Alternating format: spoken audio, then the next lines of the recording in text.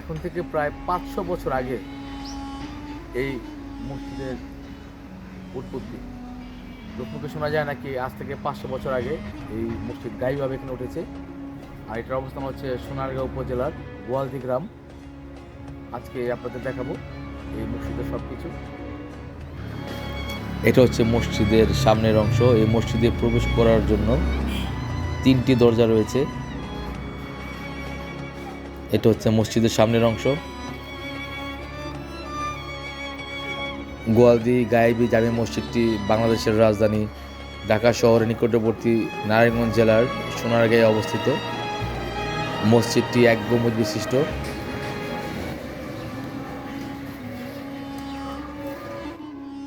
এটা হচ্ছে মসজিদের পশ্চিম দিক।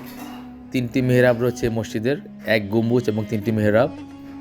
এবং এই মসজিদের দেয়ালগুলোতে প্রাচীনতম নিদর্শনের ছাপ পাওয়া যায়।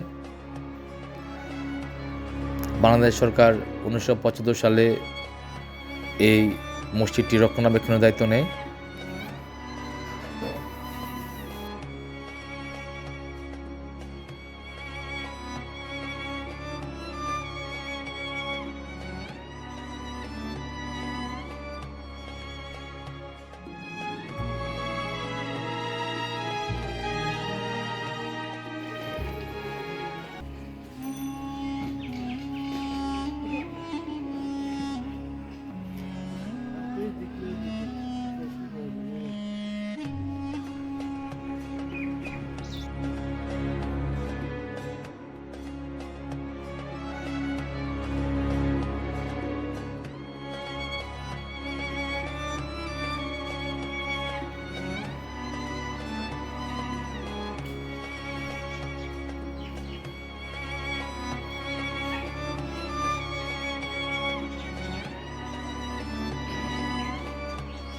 আপনারা দেখলেন এই প্রায় 500 বছর আগের এই গোয়ালদি গ্রামের গায়েবী জামে মসজিদ।